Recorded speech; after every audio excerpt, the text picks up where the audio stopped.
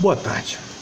Hoje nós vamos conversar sobre um livro interessantíssimo que eu ganhei de um colega meu, um amigo quase irmão de coração, Lava Jato, o outro lado da Lava Jato, da história da Lava Jato, Paulo Moreira Leite.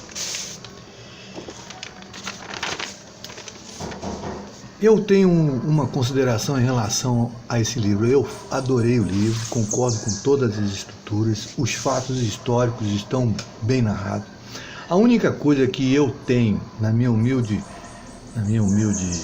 opinião, foi a falta do vínculo do início do processo do golpe, a visita do presidente norte-americano em maio de 2013.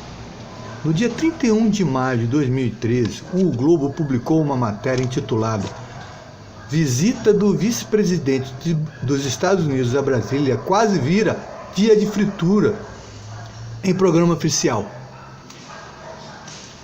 Na reportagem, eles publicam uma retratação do embaixador sobre o episódio, justificando o engano de fritada por fritura, de Friday por fritura.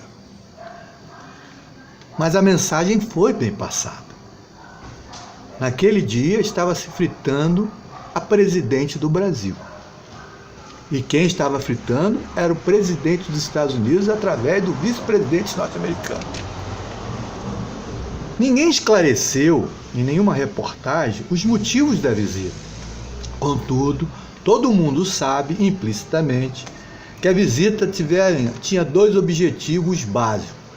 O primeiro era a mudança da legislação sobre o pré-sal, que tínhamos contrapartida e queriam concessão. E a segunda, o cancelamento da exigência de 65% do produto nacional. Iniciou-se então um movimento social e, ao mesmo tempo, começou-se a ter um movimento nas taxas de juros.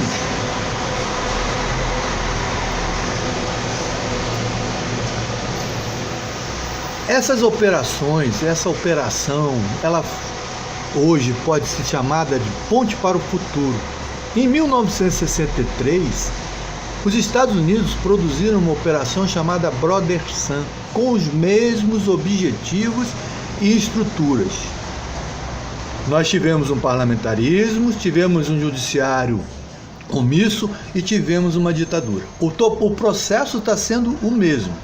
Nós tivemos um parlamentarismo, porque efetivamente houve um parlamentarismo, a partir do momento que o PMDB quebra a coligação com o PT e se faz coalização com o PSDB, transformou-se o presidencialismo em um parlamentarismo de fato.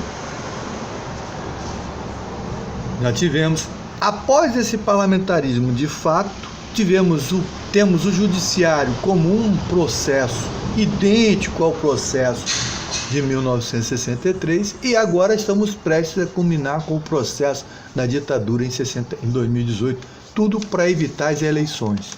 Em 65 seriam as eleições de Juscelino Kubitschek. Em 2018 seriam as eleições de Lula.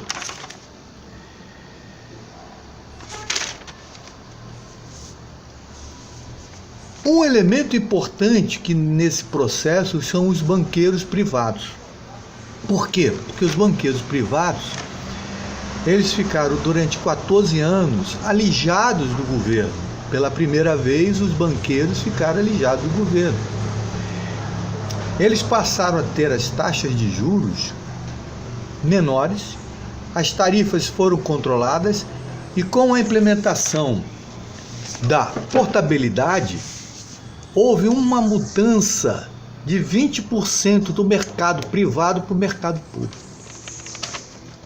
Agora, o que significa tudo isso que estamos dizendo? Estamos dizendo que quando a Dilma saiu, as pessoas ou as estruturas que foram beneficiadas foram os Estados Unidos com suas empresas, as petrolíferas. A gente tem aí a Shell como integrante para apenas não caracterizar o processo propriamente forte, mas quem fez os processos foram os petrolíferos e muito beneficiados foram as empresas norte-americanas de construção civil, as empresas de alimentação, como todo mundo sabe. Nossa, nós éramos o segundo maior exportador de comida, de carne no Brasil, no mundo. Essas empresas, o setor financeiro, porque as empresas americanas, as petrolíferas, passaram a ter a concessão, não a partilha, passaram a não ter a exigência de 65% do produto nacional e ainda foram beneficiadas com estrondosos isenções de tributos. Os banqueiros receberam benefícios, inclusive grandes valores, que produziram um deslocamento da taxa final ao consumidor da taxa Selic. Como não haviam alavancado muito recursos, eles tinham uma correlação muito próxima entre a taxa de empréstimo e a taxa Selic. Hoje isso não acontece, porque os bancos tiveram grandes benefícios, inclusive usufruíram de bastantes valores que produziram uma alavancagem capaz de desvincular a taxa Selic de 6% ao ano das taxas finais, que são de 27% ao ano a 295% ao ano no crédito. Este processo beneficiou a eles, essencialmente a eles. E como dizia Sun Tzu no livro A Arte da Guerra, a melhor vitória é conquistar o inimigo sem precisar guerrear. Meus parabéns, Paulo Moreira Leite, pelo seu livro. Muito importante, muito interessante para quem quer apenas descobrir uma outra vertente do processo. Um grande abraço.